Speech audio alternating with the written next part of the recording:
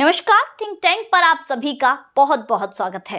दोस्तों, आज बात करेंगे बीजेपी के दक्षिण भारत के दो बड़े युवा नेताओं की कि कैसे तमिलनाडु और तेलंगाना के ये दोनों ही बड़े बड़े नेता अपने अपने प्रदेश में प्रभावशाली राजनीति कर रहे थे और लोगों के साथ कनेक्ट हो रहे थे, जिसमें फायदा मिल रहा था बीजेपी को, यानी कि बीजेपी को मजबूत बनाने का काम कर रहे थे।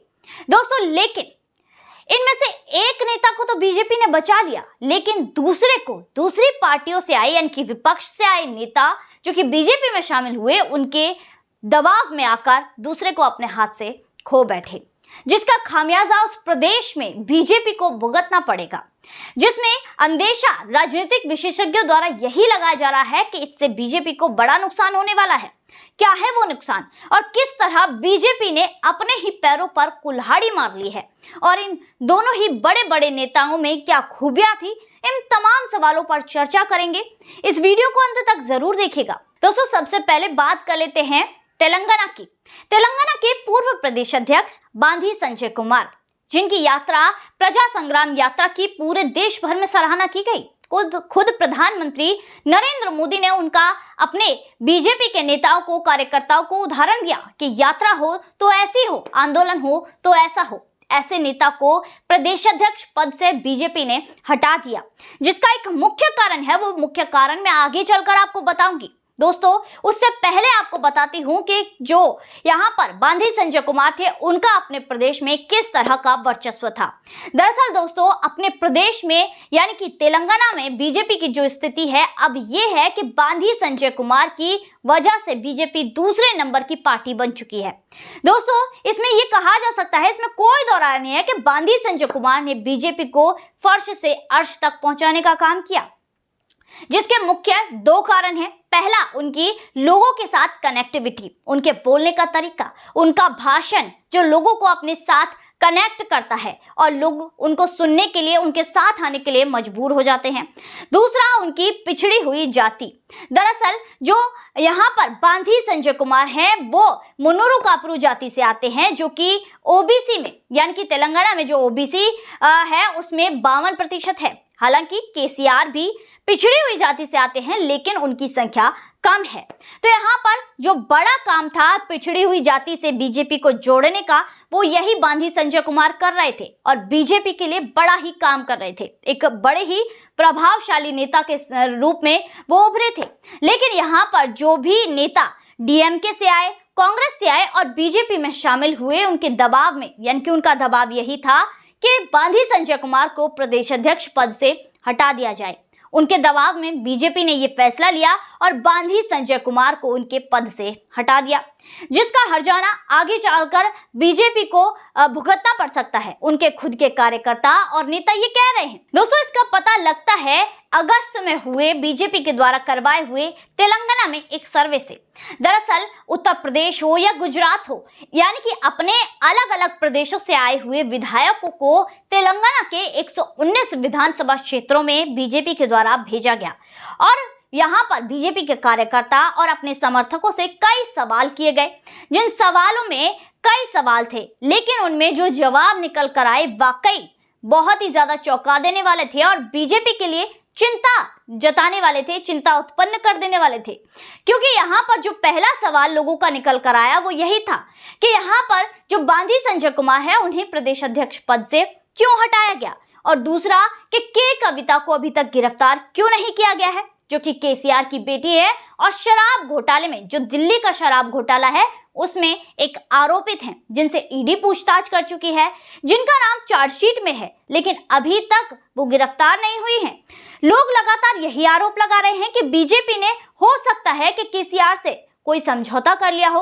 आखिर वो समझौता क्या है, क्यों ये किया गया है, इसके कारण क्या है, तमाम सवाल यहाँ पर जनता अब बीजेपी से करने लगी है, जिसका हर्जाना बीजेपी को आगे चलकर भुगतना पड़ सकता है।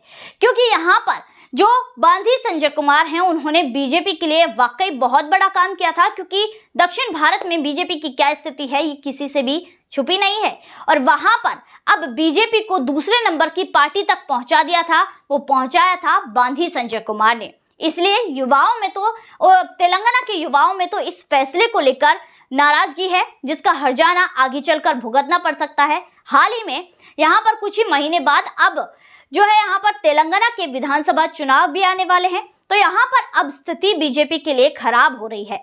यानी कि बांधी संजय कुमार की वजह से जो बीजेपी तेलंगाना में दूसरे नंबर पर थी, अब वो और नीचे खिसक कर आ चुकी है। दोस्तों, दूसरे नंबर पर बात करते हैं तमिलनाडु की।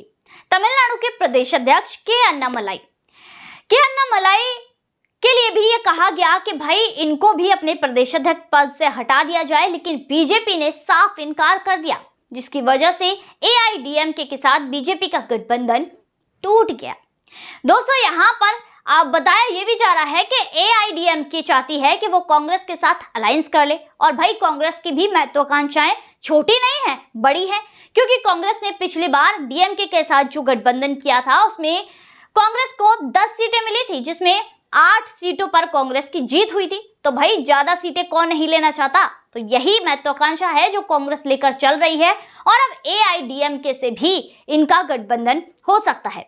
दूसरी तरफ के अन्नामलाई जो बीजेपी को तमिलनाडु में बड़ा ही स्ट्रांग बना रहे हैं, लगातार वो यहाँ पर जो एमके स्टालिन है उनको चुनौती दे रहे हैं। चुनौती सीधे तौर पर नहीं, यानी कि अपनी राजनीति के तहत, और बीजेपी को स्ट्रांग बना रहे हैं। दरअसल ये भी एक पिछड़ी हुई जाति के ही नेता है, जो कि यहाँ पर जो बेल्ला घोगर जाति है उससे आते हैं। दोस्तों, बीजेपी को यहाँ पर इनके लिए भी कहा जा सकता है कि बड़ी ही स्ट्रांग बनाने में, जो तमिलनाडु में बीजेपी को स्ट्रांग बनाने में भूमिका निभा रहे हैं, वो के अन्नामलाई निभा रहे हैं, क्योंकि ये सीधे यहाँ पर एमके स्टालिन को चैलेंज कर रहे हैं। सीधे तौर पर नहीं, लेकिन कहा यही जा रहा है। दोस्तों, अगर आप खबरें तमिलनाडु की उठाकर देखेंगे तो यहाँ पर जो एमके स्टालिन और इसके अलावा के अन्नामलाई में लगातार वाद विवाद चल रहा है। आलम ये हो रहा है कि जो यहाँ पर के अन्नामलाई बोलते हैं और उनका जवाब स्टालिन तुरंत ही दे देते हैं, यानी कि दोनों में ही जो वॉर चल रही है, बातों की वॉर, बयानों की वॉर, और लगातार ये सारी चीजें हो रही हैं। और के अन्नामलाई लगातार लोगों को यहाँ पर जोड़ने का काम कर रहे हैं, जिसके लिए मेरी भूमि मेरे लोग नाम की एक यात्रा भी निकाली जा रही है। जी हाँ, के अन्नामलाई लगातार दौरा कर रहे हैं, यानी कि पूरे तमिलनाडु के दौरे पर निकले हैं, जिससे लोगों को कनेक्ट किया जा सके। और जिसमें सबसे ज्यादा चिड़न हो रही है वो स्टालिन को ही हो रही है, क्योंकि हमने देखा है कि स्टालिन और यहाँ पर के अन्नामलाई किस तरह आमने सामने आ चुके हैं। वहीं दूसरी तरफ यहाँ पर पूरी तरह से अब तमिलनाडु में भी बीजेपी को स्ट्रांग बनाने की कोशिशें की जा रही हैं। खैर, प्रधानमंत्री नरेंद्र मोदी भी तमिलनाडु की तरफ रुख कर चुके हैं। यह हमने पहले ही देखा, जिस तरह से प्रधानमंत्री ने कहा हो कि तमिलनाडु की भाषा, संस्कृति, इन सभी का वो सम्मान करते हैं, या चाहे सिंगोल का संसद में लाना हो, ये सारी ही चीजें तमिलनाडु के लिए की जा रही है। तमिलनाडु में भी अपना प्रभाव बीजेपी के द्वारा छोड़ा जा रहा है, बनाया जा रहा है, और अपनी छाप छोड़ी जा रही है, और लोगों के साथ कनेक्ट करने की कोशिश की जा रही है, जिसमें के अन्नामलाई ने बड़ी भूमिका निभाई है और लोगों को अपने साथ कनेक्ट किया है, जिसमें यहाँ पर इस नेता को दूसरों के दबाव में ना आते हुए प्रदेश अध्यक्ष पद से बीजेपी ने हटाने से मना कर दिया है, जिसका तमिलनाडु में बीजेपी को बड़ा फायदा मिलेगा। तो दोस्तों, आज की वीडियो में बस इतना ही। फिर मुलाकात होगी ऐसी वीडियो के साथ, तब तक के लिए देखते रहिए थिंक टाइम।